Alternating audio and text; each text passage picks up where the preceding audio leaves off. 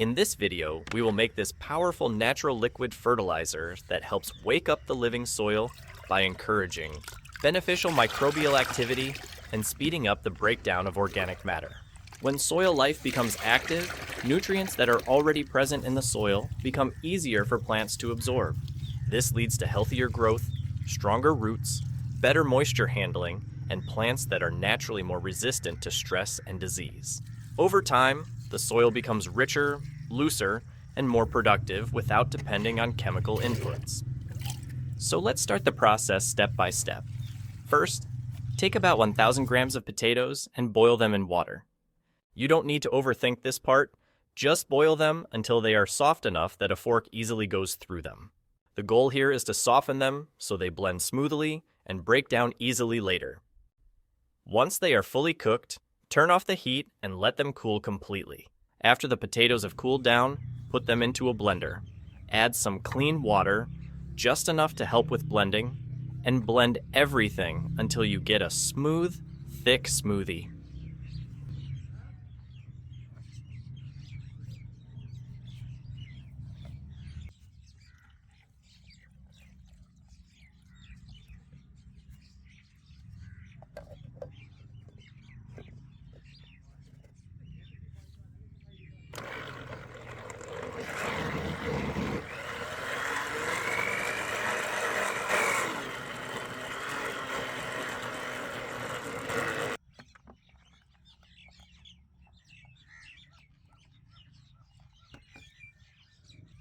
Try to avoid leaving chunks behind, because a smoother mixture ferments more evenly. Once blended, pour this potato smoothie into a clean container. Make sure the container is large enough to hold extra water and allow some space at the top, because fermentation will produce gases. Now add chlorine-free water or rainwater to the container. This part is very important. Tap water often contains chlorine, which is added to kill bacteria.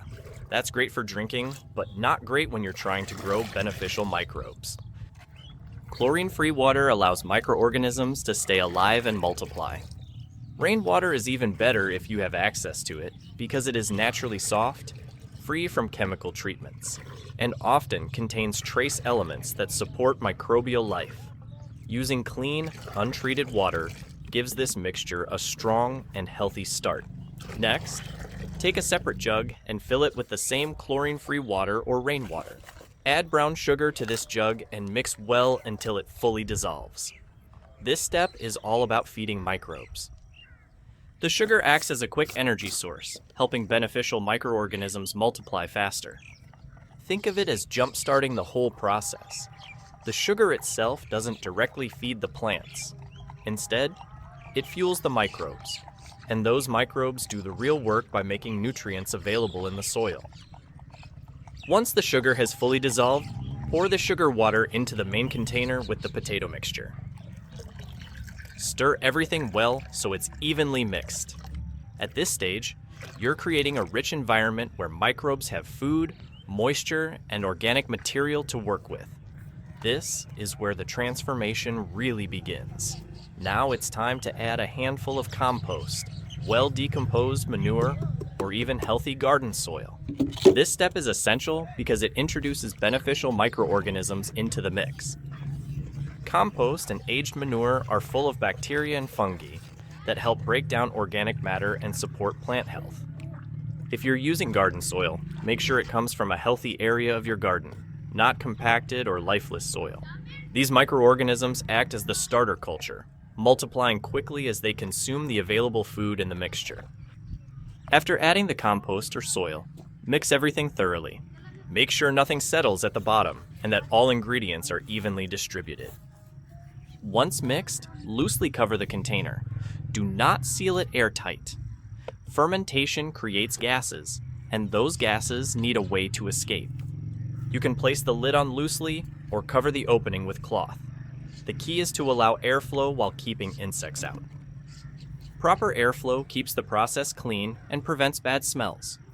Place the container in a spot where the temperature stays close to room temperature. Avoid very cold areas because cold slows microbial activity, and avoid very hot places because too much heat can kill beneficial microbes. A shaded corner, a storeroom, or a sheltered outdoor area usually works well. Leave the container undisturbed for about 24 hours. During this time, microbes will multiply and begin converting the mixture into a biologically active liquid. After 24 hours, the liquid fertilizer is ready to use. You may notice a mild fermented smell, which is normal and a good sign. Before using it, remember that this mixture is concentrated and must be diluted. Take 1 part of this liquid and mix it with 10 parts water.